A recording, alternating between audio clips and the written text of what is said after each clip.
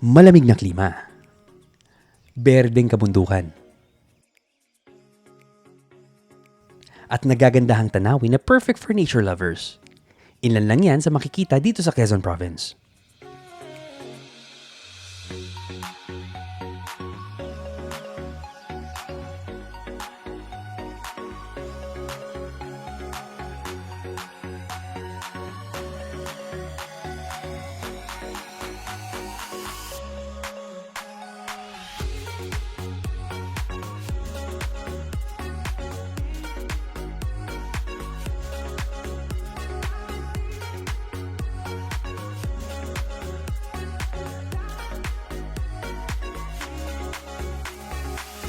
Ang Quezon Province ay kilala sa kanyang lush landscapes at mga bundok na nagbibigay ng relaxing and refreshing escape from the city.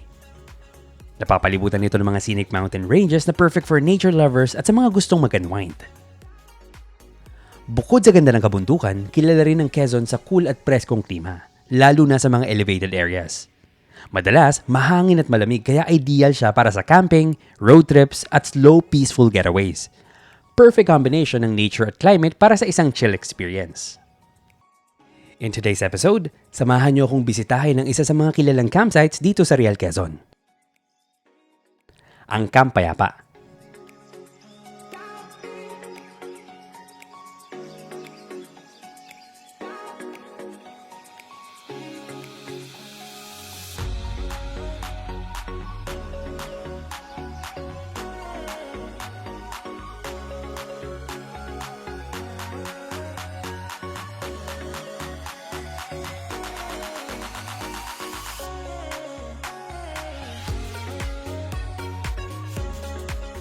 Just around 3 hours from Manila, mararating natin ang Camp Payapa na matatagpuan sa Barangay Liabac. Pero honestly, hindi lang destination ang sulit dito. Pati yung journey mismo, panalo na! Habang papunta ka pa lang, sasalubong na agad sa'yo ang ganda ng kabundukan ng Rizal. Dadaan ka rin sa ilang scenic towns like Antipolo, Morong, Fami at Siniloan.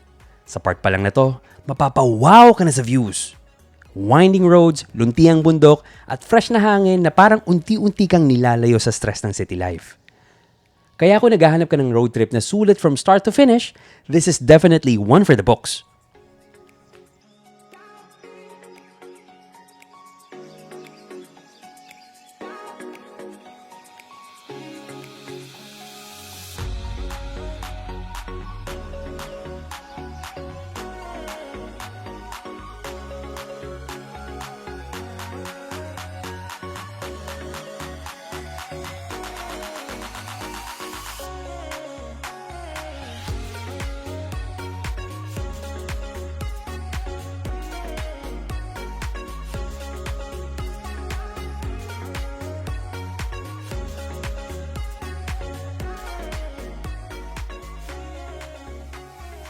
And good morning. Technically our day 2 here in Camp Payapa. So sorry hindi ako nakapag-video kahapon yung day 1 namin pagdating namin dito. Kasi pagdating namin medyo malakas yung ulan so hindi ako nakapag-set up ng camera. Struggle din dun sa pag-set up ng canopy. So sobrang lakas ng hangin dito, sobrang lamig. Naka long sleeves pa ako. Kanina or kagabi, before ako matulog, naglagay pa ako ng t-shirt sa loob, naka-jogging pants ako, naka-medyas, super lamig. It's 19 degrees Celsius kagabi. So, ayun. Actually, kagabi, tinry kong matulog ng alauna. So, yun, after naming kumain, after magkwentuhan, tinry kong matulog kaso sobrang lamig. And then, narinig ko na lang na tanggal yung isa sa mga pegs nung canopy. So, kailangan ko lumabas ng tent para ayusin yung canopy. So, good thing naman, yun, hanggang umumaga or hanggang sa sumikat yung araw, okay naman, hindi naman natanggal na yung canopy. Sobrang lakas talaga ng hangin. Nakatulog yata ako mga bandang 4 a.m. and then nagising ako ng 7 a.m. kasi gising na yung mga kasama ko. So, nag-prepare na sila ng pagkain. So, yan, mag-breakfast na tayo maya-maya. So, samahan niyo ako. Okay?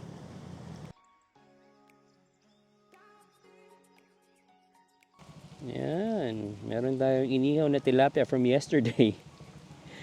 So, meron tayong mga sumobrang inihaw na tilapia kasi ang dami rin pagkain yesterday. Sama natin ito sa pagkain today.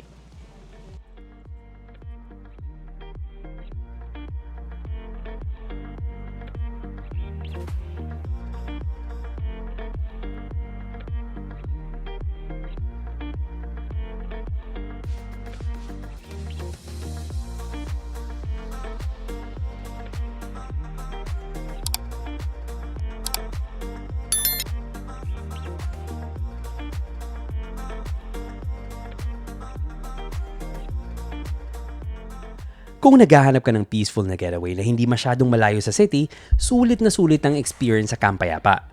Perfect ito para sa mga gustong mag-recharge, magpahinga at makaranas ng simple pero fulfilling na escape. Pagdating mo pa lang, sasalubong agad sa iyo ang presko at malamig na hangin. Parang natural aircon na bihira mong maramdaman sa city. Lalo na sa madaling araw at gabi, ramdam na ramdam yung lamig na nakaka-relax at nakakatanggal ng pagod. Ang sarap magkape habang nakabalot sa jacket, enjoying the quiet surroundings. Isa sa pinaka-nagustuhan ko dito ay yung sobrang relaxing na ambience. Tahimik, hindi crowded, at surrounded ka ng nature. Mga puno, fresh air at calming sounds ng paligid. Walang pressure, walang ingay, just pure chill.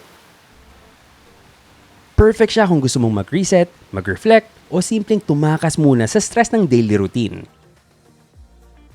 Hindi rin mawawala ang breathtaking view ng kabundukan ng Real Quezon. Sobrang ganda lalo na kapag sunrise. Yung tipong mapapahinto ka na lang at ma-appreciate ang moment. Golden hour hits differently here. Kaya kung mahilig ka sa photos, siguradong mapupuno yung gallery mo. Kahit hindi ka mahilig mag-picture, ma-amaze ka pa rin sa ganda ng tanawin. For camping lovers, this place is definitely a must-try. Ang Camp Payapa ay nagbibigay ng authentic camping experience. Mag-set up ng tent, mag-bonfire sa gabi, or mag-stargazing habang tahimik ang paligid. Ang sarap makipag-bonding with friends or family habang nagkukwentuhan sa ilalim ng stars. Malayo sa distractions ng gadgets at trabaho. Isa pa sa maganda dito is yung simplicity ng lugar. Walang masyadong distractions, kaya mas ma-appreciate mo yung maliliit na bagay. Fresh air, good company, at yung moment mismo. It's the kind of place na uuwi kang refreshed, both physically and mentally. For Camp Payapa's rates, nagbayad lang kami ng 300 pesos per head per night, which is super sulit kapalit ng view na makikita mo. They also have a small store na pwedeng bumili ng mga basic needs gaya ng mga delata, yelo, tubig, uling at iba pang kailangan mo habang nagka-camping. Overall, kung gusto mo ng malamig na weather, relaxing na ambience, magandang mountain view at solid camping experience, hindi ka magsisisi sa Camp Payapa.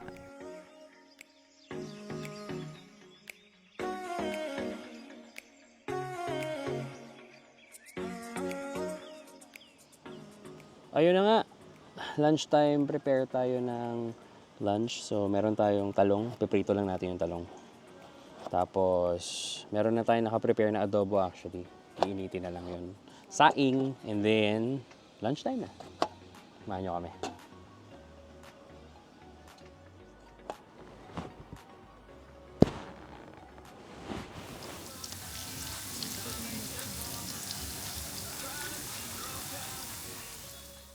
Lunch po tayo. Meron tayong pritong talong.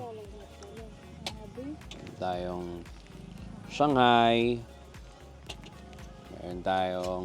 Aray ko, mainit na adobo. Hinabot sa akin, mainit. Yan, kain tayo. Sarap ng talong. May kasamang alamang.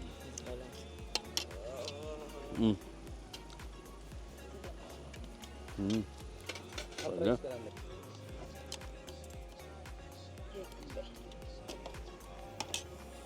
Yun, oh. May kasama pang sili, oh. Punin natin yun. Ay, ang lalaban. Yan. Okay. Ano alam mo, ah? Lasang binagoongan. Sili ba? Sili. Alin ba ito yung tira yan sa kare-kare? Di ba niluto ko lahat ng isa alamang ng sa kare-kare? Tapos kinalahat.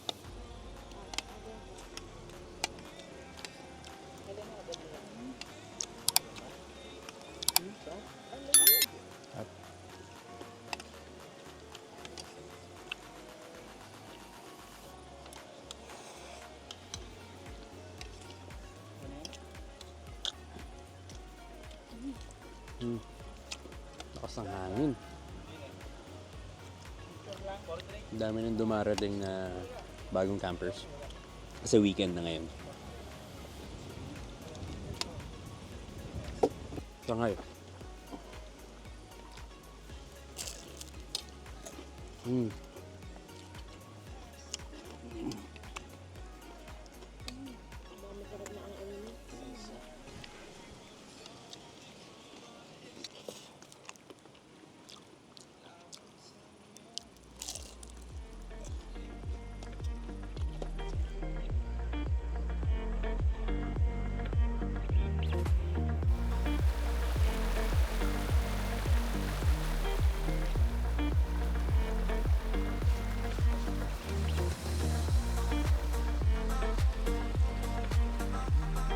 Ayun. Time check. 5:30 in the afternoon. Ayan, kakape muna tayo. So, meron tayong meriendang, ano nga to? Kamote fries, di ba? Alright.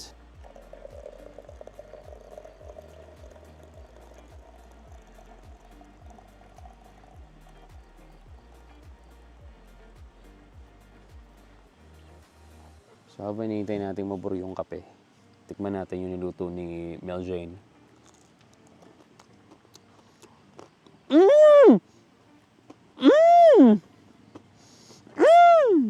Ang sarap.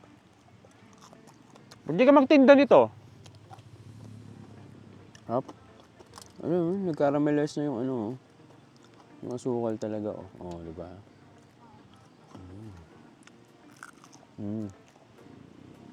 ASMR. Hop. Ako, makapag-dinner pa tayo nito. ASMR.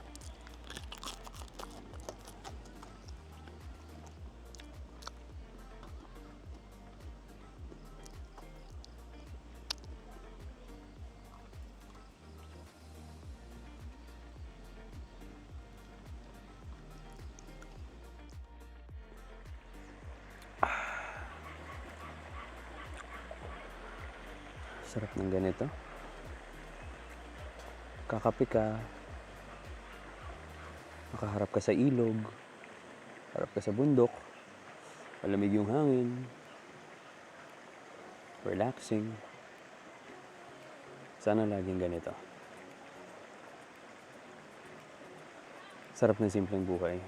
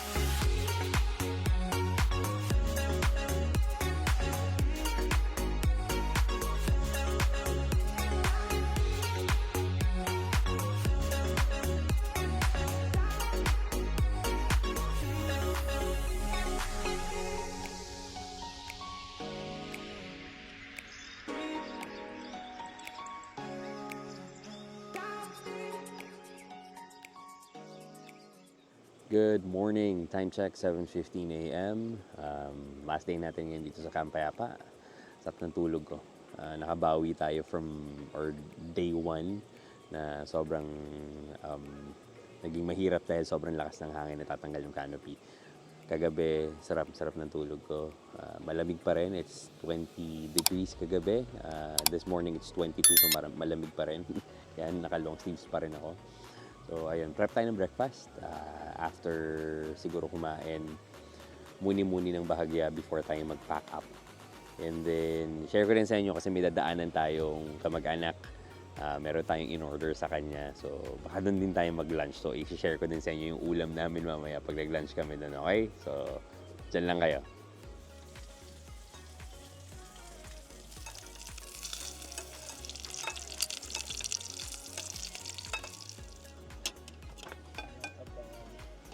Breakfast.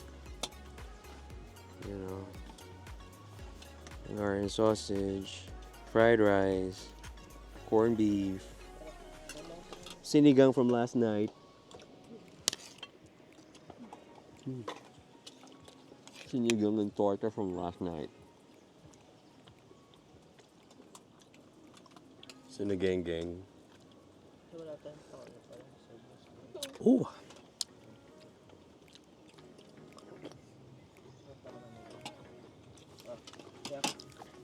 Sorry.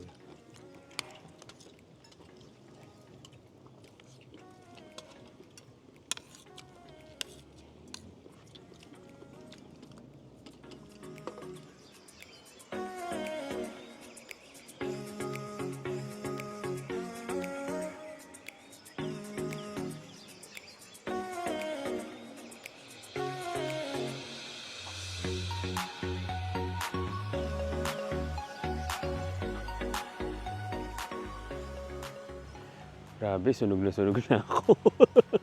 Yung malamig pero nasusunog ka ng araw. So ayun, nandito ngayon tayo sa part pa rin ng Saniloan, dito sa tita ni Rachel. Technically, tita ko na rin.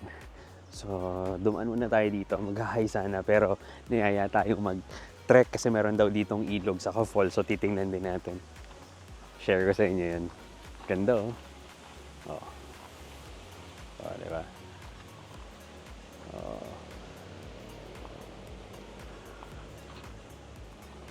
Ganda dito. Province life. Yan, pababa siya. Ngayon okay pa pababa. Pero struggle is real dito mamaya pag-akit natin. Lakas ng hangin, grabe.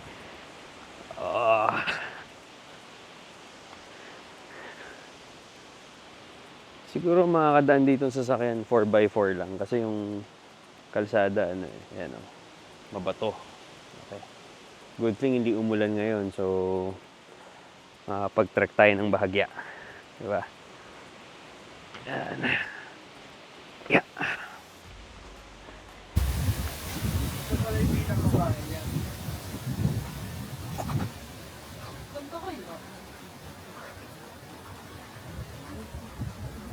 Buti na lang malilim. So kahit naglalakad tayo, time check. 12:00 na. So tanghaling tapat naglalakad tayo sa kawalan. So technically kabundukan. Ayun. Ganda ng view. Kung yan ba naman ang gigising sa'yo araw-araw, hindi ka tatama rin kumilos.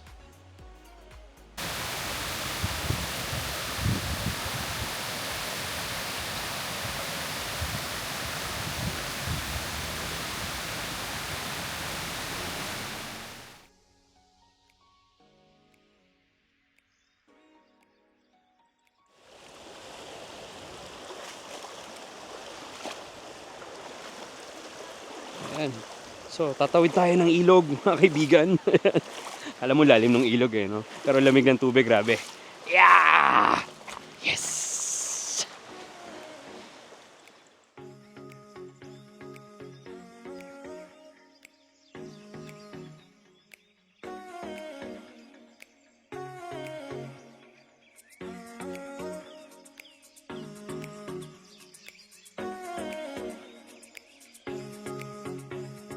Thank you, Lord, sa kalikasan. Grabe, ang ganda dito. Alam mo yung wala sa plano na mag-trekking, yung 30-minute walk pababa, struggle, pero pagdating mo dito, grabe ang ganda ng falls. So, hindi ko na napigilan, naligo na rin ako. Ang ganda mag-pitch ng tent dito. Raw camping. Diba? Ganda dito, grabe. Ayan, tapos nasa likod mo yung bundok. Ayan lang yung bundok. Diba? Sarap. Thank you, Lord.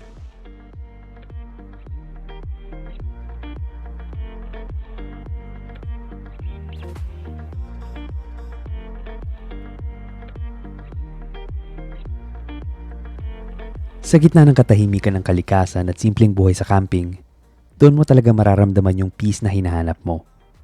Grateful ako sa ganitong moments. Sa fresh air, sa ganda ng paligid, at sa pagkakataong makapagpahinga.